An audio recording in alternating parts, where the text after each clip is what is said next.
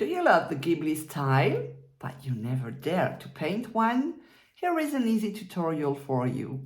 I will be painting with gouache this scene from Spirited Away. I have chosen an easy one to begin with, and I will explain everything as I'm painting. Follow along with me and let's test Himi painting in an actual painting. First thing is to select your paper. I'm using a hot pressed watercolor paper with a very soft texture, so I can add a lot of details. And I want to tape the paper on a piece of wood so it won't buckle and I will have a nice clean white edge. This is what I love. And you have a video that I link above where I explain what is a good tape for gouache, but also for other paintings.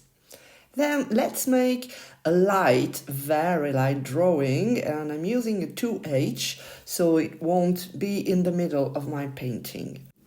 For this first tutorial, I have chosen a very simple reference, so it doesn't really matter if your island is a bit larger or longer than on the reference image.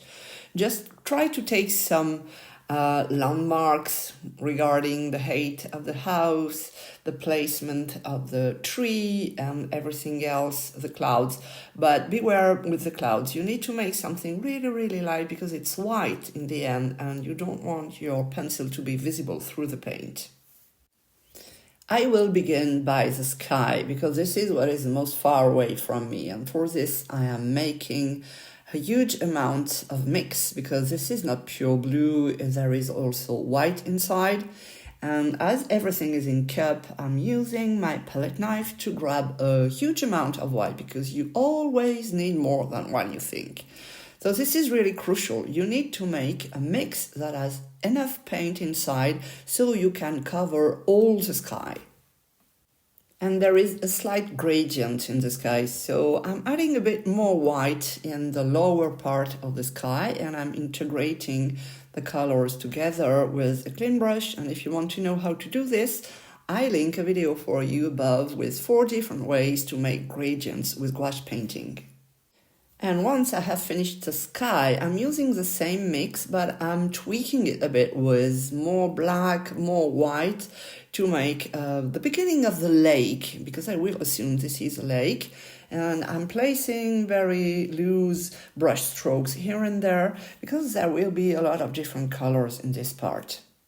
Once I have all my colors, I want to blend this a bit, because I feel the brush strokes are a bit too visible, so I'm using a clean brush with clean water and I'm just rubbing here and there to integrate the colors together, so it gives something a bit more soft and subtle, and I will go back on top later with more colors. Now it's time for the clouds, and I will go from dark to light because it's easier to handle for me in this specific part of the painting.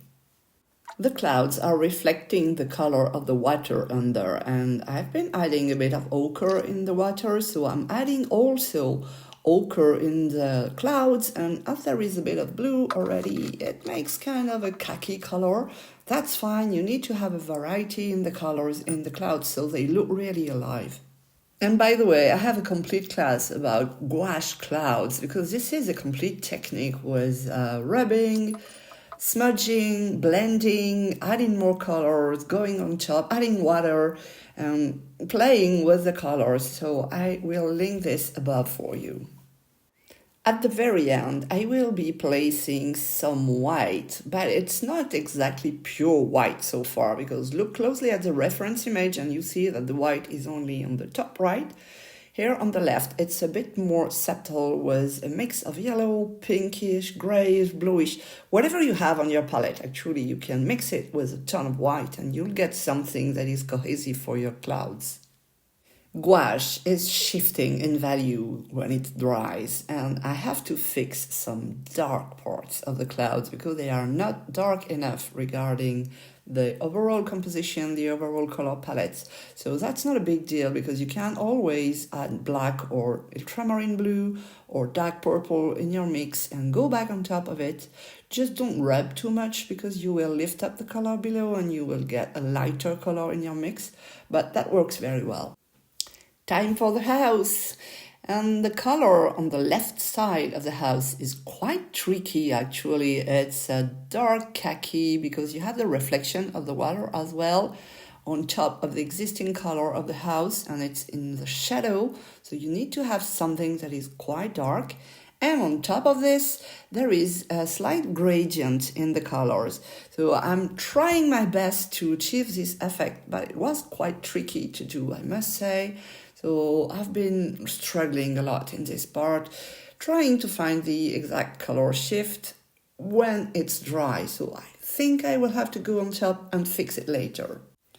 For the roof, I'm beginning by the shadow. It's not my best idea, I would say, because I will have to go back on top of it at the very end. Never mind, it gives me a border where I need to paint the roof. The roof is a gradient with yellow ochre, burgundy color, a lot of white, and a lot of what was on the palette, so I can tone down the color. It's also a gradient inside the roof, and beware because this is supposed to be in the full sun on the sunset, so it catches the golden hour and you have a really light and glowing color on top of it. So I will let this dry, go back on top and add warmer yellows and soft colors on top of this. The main wall of the house is a very light color, something a bit pinkish but also warm, and I'm placing a complete layer which is very flat. And I am making some mistakes, but I will fix them later.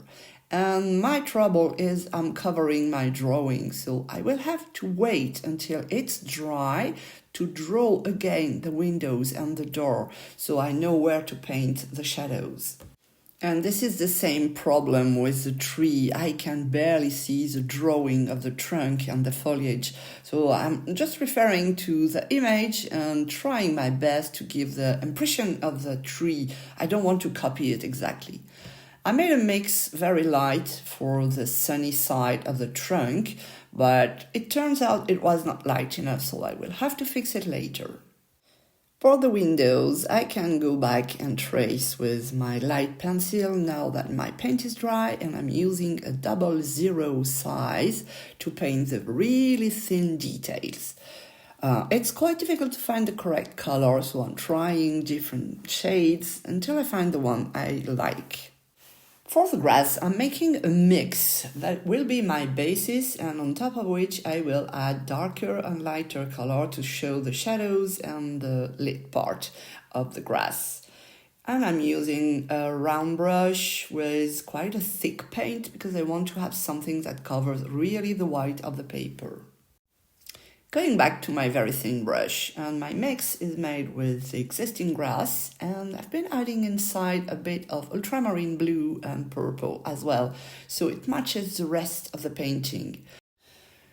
To add some texture, I'm using a soft flat brush, which is a bit damaged by the way, because I have been pushing hard on this brush and switching between flat and thin, adding a bit more details, a bit more texture here and there, just trying to mimic the image I have as a reference.